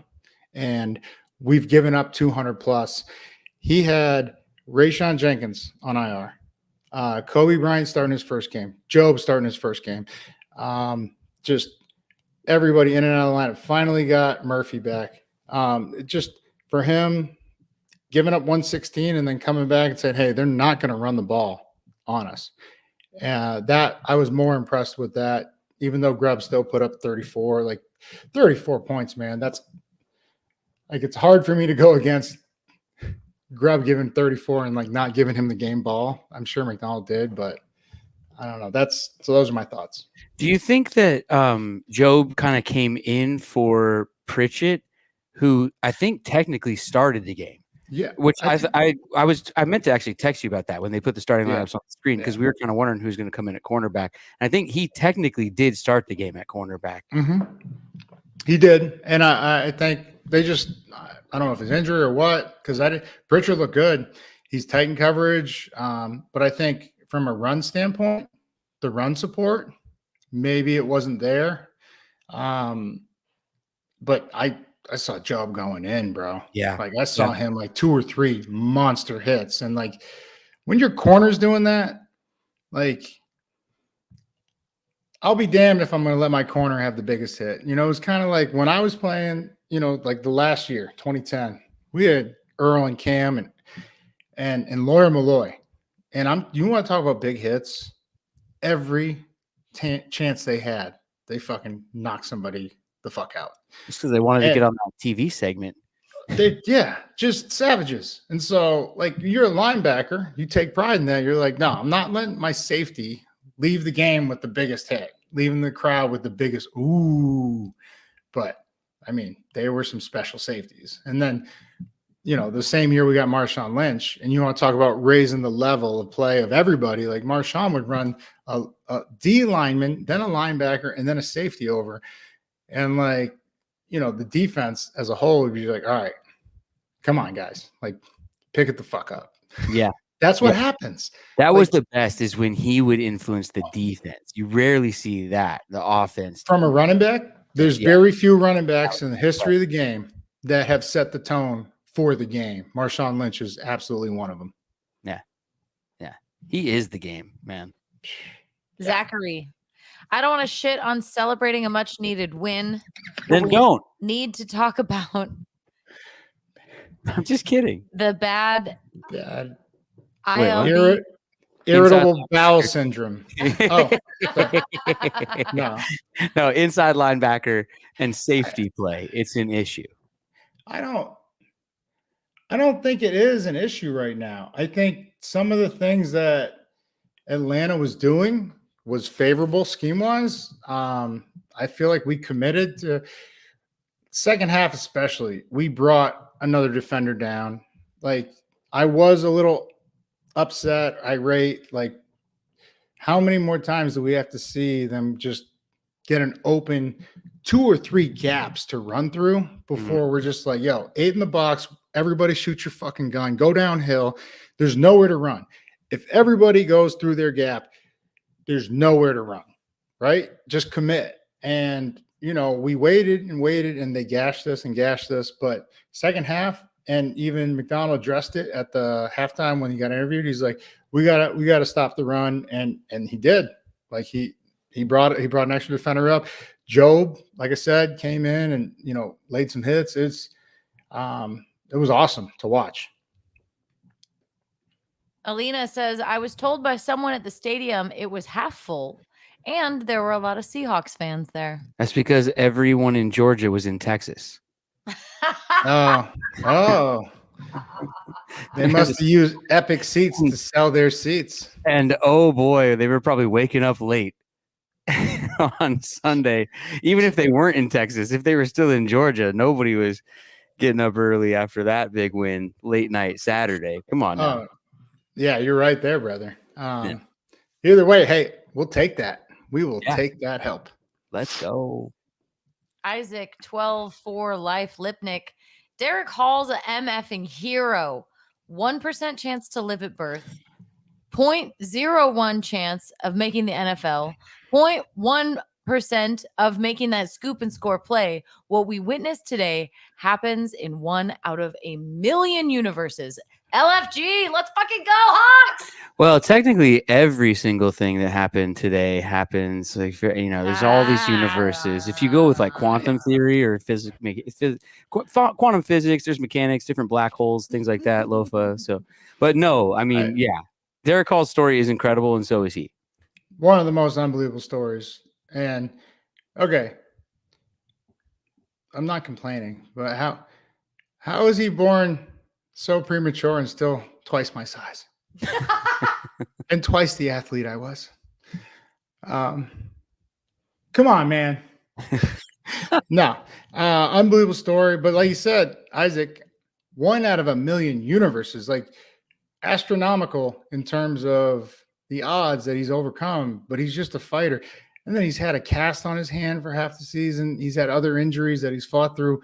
When I watched this film at Auburn, it was nothing short of amazing. And I knew it was just a matter of time, for him to learn the system. Because when I saw him as a rookie, even though he was drafted high, second round, everybody expected him to be an impact player. It takes time because now you're asked to do things that maybe you weren't asked. They're just like, oh, well, this is the body type. This is the athlete. Because I saw him when he knew what he was doing at Auburn. I don't know if I saw many better athletes, even in the SEC, like Willie Anderson. Like if you really pull up the tape, it was neck and neck because, you think about Anderson had all these other All-Americans lined up next to him. It was kind of like when I was at SC. It's like, how do you gauge who's actually good? Because they're all good. And so, no, there's something special with him. And it's mostly the mentality, just like with Spoon, just like with Mafe. I mean, we have a special collection of talent and then guys that just care about football. Yeah. We all love, don't we, as Seahawk fans? Even if you're a new Seahawk fan, you got to learn to love quickly defense. And when the defense is playing like they played today and getting the turnovers, and I mean, it's so exciting. Nothing wins championships, so I've heard. That's what they say. Garrett Foss back. Do we think this could be an official turning point for the Hawks, or do we still need to see more to feel confident for a playoff push? Hashtag 54 Savage Pills. Oh my God, Garrett! Let me turn around and someone take the knife out of my back. Can't even get my number right. First of all, any beer, right? Also any beer that Lofa's involved with, the number ends in 1, right? You got Cam 31, him 51, Walt 71. Too bad Matt was 8. I guess he's just not going to get a beer. I might make him a Hasselbach. No. Like I said, I just say shit. All right, Garrett. First of all, I'll remember what you just said. Second of all, number 50. Oh, yeah. Okay. Thank you, Katie. Turning point, I think, yes, in terms of we went on the road and we actually just trusted each other to do what you're supposed to do. Nobody was panicking. A lot of guys out of the lineup. Our 2 starting corners, our starting safety. We missed 3 out of our 4 starting secondary. And I think this speaks to like the leadership of Julian Love, who played a phenomenal game, always shows up, right? But getting them all on the same page and just communication's huge. And so turning point, yes, absolutely. You're right there. Yeah, Garrett. I think so. And can they carry it forward though also, right? I mean, it's only a turning point if you do something with it so we can look back on it and say, hey, that was the game. That was the moment, right? And I think this is absolutely. And I hope so.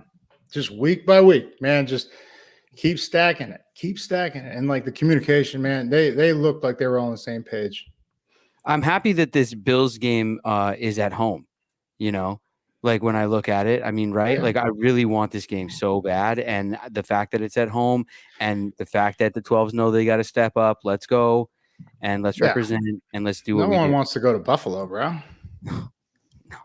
Yeah. Yeah. Isaac, 12 for life, Lipnick. Name the movie this classic line is from. Uh-oh. Drexel Spivey. Spivey. Spivey? He must have thought it was White Boy Day. It ain't White Boy Day, is it? Marty. No, man, it ain't White Boy Day.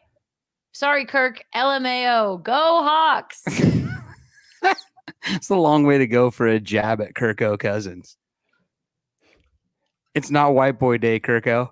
Is that a movie, though? It is from a movie. I have this one. I don't know this one. Do you want me to give you some clues? Yes. I don't think I've ever seen it, to be honest. It is written but not directed by Quentin Tarantino. That's like the biggest and clue was you like could the have given. first. Yeah. Was it script Pulp he wrote, Fiction? and no, because he directed that one. This one he just did as a writer. Stars, what's it called? Brad Pitt. Well, Brad Pitt, and then Oh, who am I thinking of? The Christian Slater. Christian Slater. oh my God. True They're Romance? Yeah, there you go. I've never seen it all the way through. Isaac, you're sick for that. Not judging. I'm just telling you because my wife made me watch parts of it and I fell asleep. But I love It's a True great Romance. movie. Great movie. Whoa, great. the It's a name great. Sent Come it on, for because me. you guys are actors. Was it really a great. great movie, or were you just Pretty young when good. you watched it? No, Were you it's just one young that's when- better each time. It's quotable. Tarantino's writing is incredible. His dialogue is always great. Is that Gary Oldman? Everybody's It's a in love that story. movie. And it's Brad Pitt's Everybody. best role. His Brad Pitt- best role. Yeah, he has like 17 lines total. He plays the stoner roommate, and it's Brad was the best part of that movie. Not gonna lie. Yeah. He's the best. Wasn't Gary Oldman in that? Everybody's in this. Yeah. Gary Oldman, Dennis Hopper, Didn't he have the dreads? I remember Hopper. Christopher Walken. Can you do a Christopher Walken impression? I think I could, but I have to think about what would he say. I don't know. Yeah. Can you do a Christopher Walken? I think I just did. You I think I'm trying. Yeah. Oh, Oh, man, Michael Rappaport's in it. Now I got the cast. Michael Rappaport's. James Gandolfini, Val Kilmer, Brad Pitt. Val Kilmer's in that? Yeah, Patricia Arquette, Christian Slater. Yeah, this movie's stacked. So your father held this uncomfortable piece of metal. I can't do it. In his ass. What was that? And I'll be damned if anybody's going to steal your birthright. Hey, name that one, guy. No, not you. Isaac. I forgot who sent it in. Caesar Cello says, if our team can play like this all year, we'll see lots of W's. Good defense, good offense, and have that run games going. Jarrell did great. Fuck Stone. Whoa. By the way, also, I saw people in the chat just calling him Stone Feet Forsyth, which they just made a thing on here, man. Oh, man. It's tough sledding out there. Caesar, you're absolutely right. But I want to pump the brakes on, F Stone. He's doing the best he can, man. Who was that safety we had? Remember, Brett, we were talking and everybody was just down on him. And I was like, do you think he's not giving everything he has? Mm-hmm. Yeah. And has nothing to do with coaching. It just has nothing to do with the player either. But what's the only thing that's given me this perspective, Caesar, is actually becoming a coach. Because when I was a player, I was very demanding of my peers because I knew how much I cared and how much time I put in.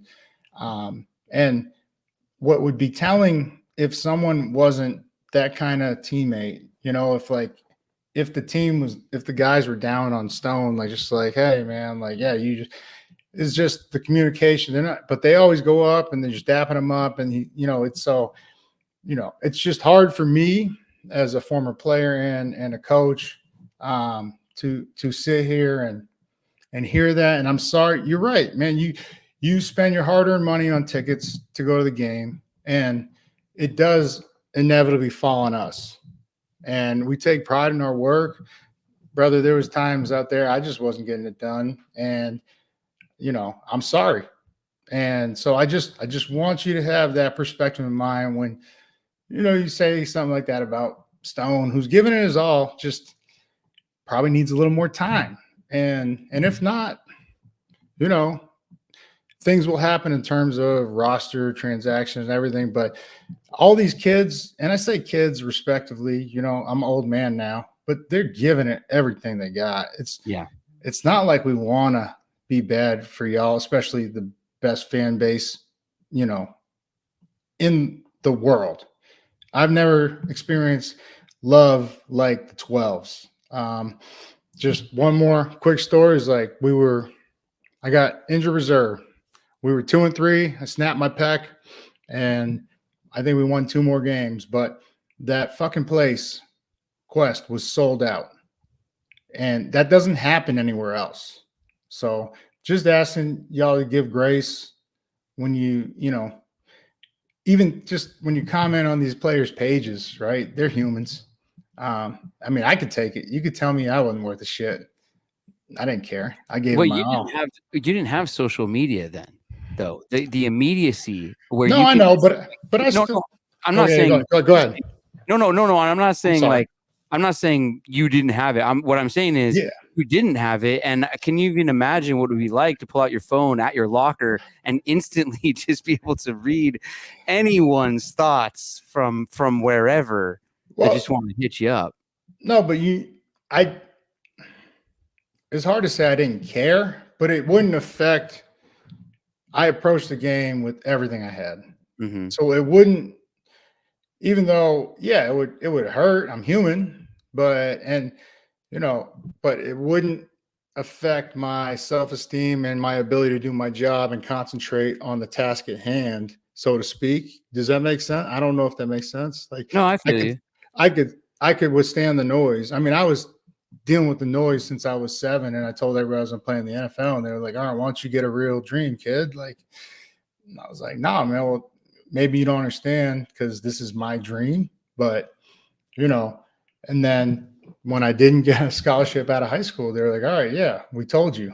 And I was like, I'm going to go play at Maine on a scholarship. Like, so what are you talking about? Like, yeah, but you said you were going to Division I. I go, I'll be there. Just give me time. Yeah. So like, I'm not ready to quit on Stone is all I'm saying. I feel you. 6'7", athletic, and just he's young. And like, I really feel like it's almost a reflection of coaching from college. These kids are not prepared to step in and start as if their job is on the line.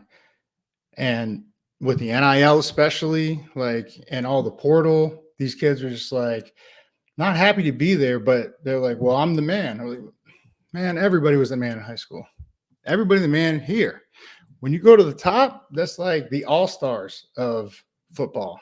Yeah. And just to get a roster spot, not a starting spot, is like something special. So, and I feel like he was just not unfairly, but he was thrust into a starting spot, and it's tough duties. It's tough duties. So do they give them social media training at the NFL level or even just team to team, you think? I feel like at this point they have to, right?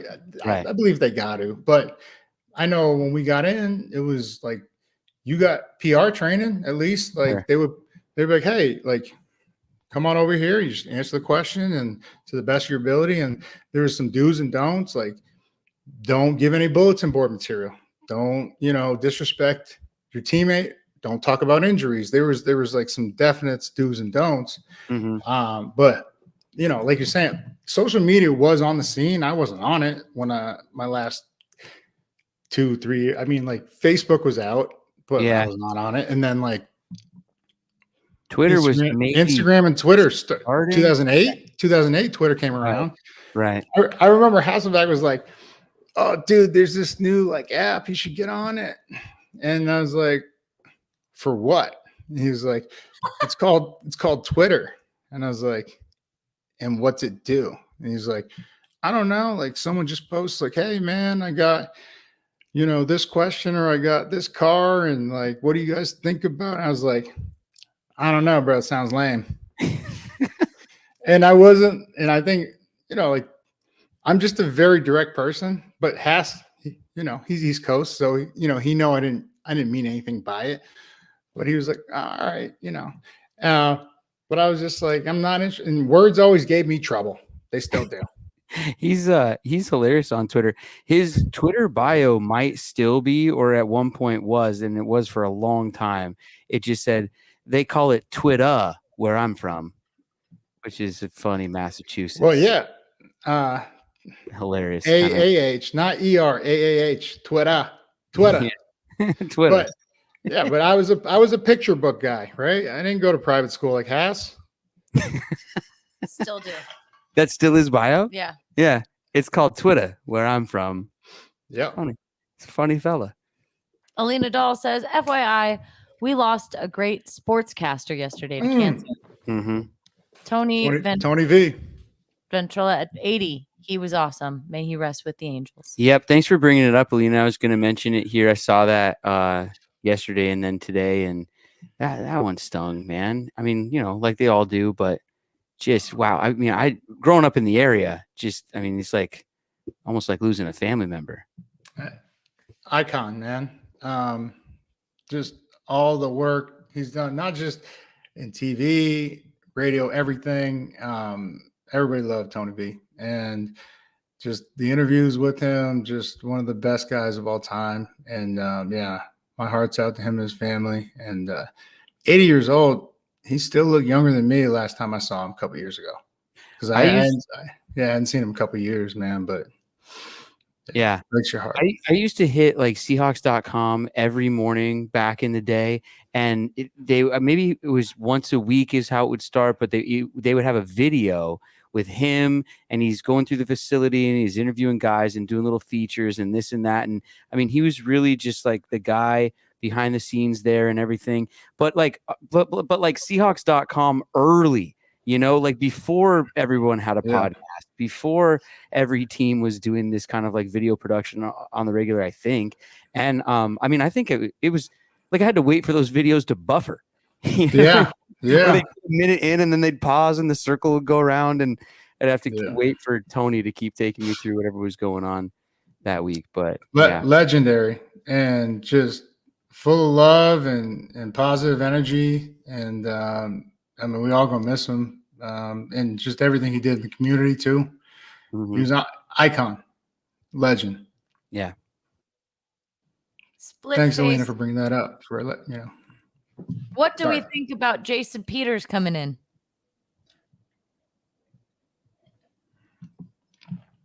Yeah. I think that about covers it. We'll see what happens. I love the guy. I mean, yeah. 42 years young, just an absolute savage. Good luck getting around him. Just let's go straight downhill with the old zone, inside zone, and the guys will find room, because you don't want to take that on. Like you can't move them, right?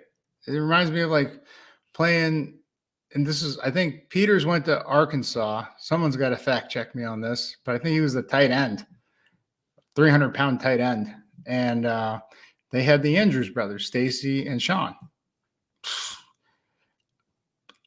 Why would you ever pass the ball when you have those three guys? Just like I couldn't even tell you who the running backs were, but it was crazy. After they left, then came in the three amigos, or whatever they want to call them, Felix Jones, Darren McFadden, and Peyton Hillis.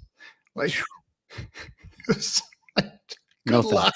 Wait, why are you putting it in the air? It's a long day. Oh, yeah. But I guarantee he could still go.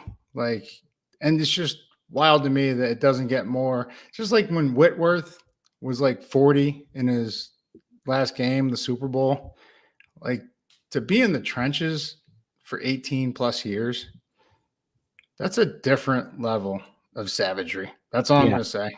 Well, and he seems like a guy who doesn't fuck around. And I don't think he's a guy who is going to come in and, take up a spot if he doesn't think he can still go. And he's a pro's pro and all that kind of stuff. So, I mean, I think more so I was silent because I'm just like, man, I'm excited for it if it works out and it sounds awesome. So let's go. Well, even when you're at that age, like it's just like you help more even just by your presence. Guys take the workout a little more seriously. They're like, man, this guy's 42 years old, and they're just like trying to get any information. Like, dude, how do I make it 10 years? You've been here 20 years. Like, and that's so valuable, right? So now guys take better care of themselves and they learn so much more. He's just like, just talking to them. Like I said, I brought this up, I think, when we signed Adrian Peterson. I was like, why are we signing Adrian Peterson? We saw Rashard Penny just take off. Like, because he was telling him, he's like, dude, I overcame the knee injury and I led the league in rushing. You can too, but don't play hesitant, because there was times where you saw him like shy away from the contact to protect his good knee. He's like, attack him, with that leverage. And he was running guys over and running by them. And then he just got that confidence back of that mental hurdle that you got to clear with injury. So Alina says, Brett, where's your Goonies shirt? Looks like you'll be adding a cup to it since you forgot. TBS is showing it next Saturday for dinner and a movie. A cup to it? I'm not sure. What does that mean? TBS showing it for dinner and a movie. I love that show. And then also, how do you know I'm not wearing it? I don't know. That's a pretty snazzy. Is that a hockey jersey? Oh, why? Funny you should ask, Lofa. Yeah, this is a Simply Seattle Seahawks throwback design kind of hockey sweater, very comfy jersey. They have it designed in the new colorway also, but this is the throwback version since everyone goes ape shit for the throwbacks. Classic. And I paired it with this throwback hat, which features the kingdom on one side. Right side? No, I did it. Oh, this side. There it is. There it is. Look at that thing. Lofa is also wearing Simply Seattle. Go to simplyseattle.com, everybody, for all of this and much, much more. They got Sonic stuff, Husky stuff, WSU stuff, Mariners stuff, Kraken stuff, Seahawks stuff. Use the promo code ALLDAY15. It's all caps, all day. So every letter, capital, and then 15. Take 15% off at simplyseattle.com. And if we check in on our score prediction challenge, nobody nailed it this week. So that means the gift card next week is up to $175 from Simply Seattle. So find the post on the score prediction and guess the score. And if you nail it, you could get that much on a gift card to Simply Seattle. What's next, producer Katie? Austin Claire, you think our run defense have been patched with depth? I think it's Byron Murphy. He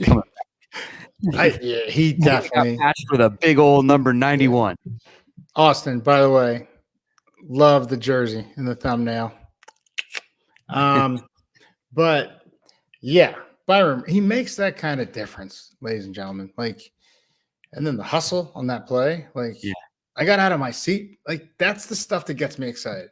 Is like, because when you're a first rounder picked that high, especially kids these days, I say it respectfully because I'm old as hell, but like, their first round attitude, it's like, then they're getting paid in college. They're just like, oh, do I have to run? Do I have to hustle?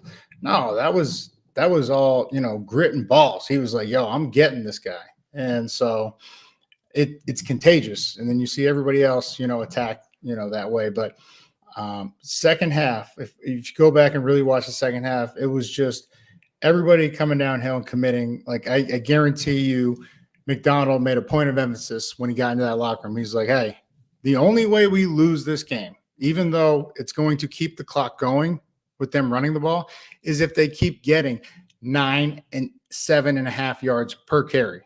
Like, we're not going to lose by Kirk Cousins, even though he's had some great comebacks early on this season, threw for 500 yards one game.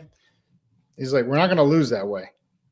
And so they committed, and it was impressive, man. was an all out, effort from the every level. Lots of onions all around. Split phase. Big old onions. Split phase. Have you guys watched The Sound? It's a YouTube series on our team. Comes out once or twice a month. It's a great way to stay connected with the fans.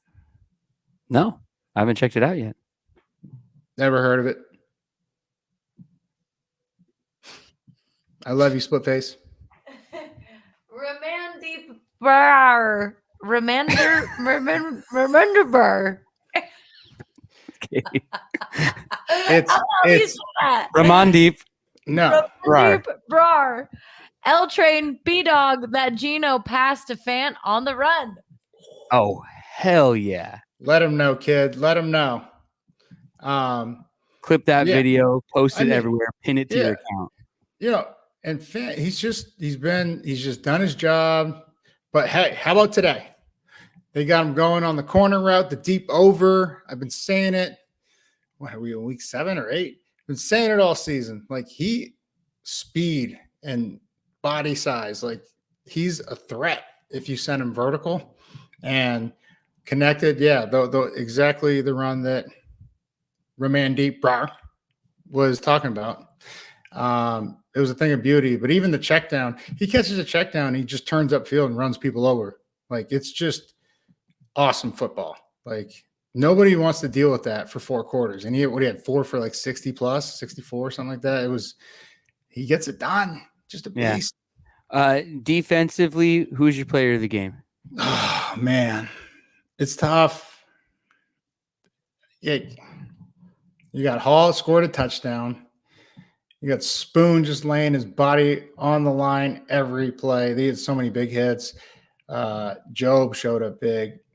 Julian, like I can't, as great as he's been, I can't give it to him because Coby Bryant steps in for his first career start, leads us in tackles, and then has an interception. So I got to give it to Coby.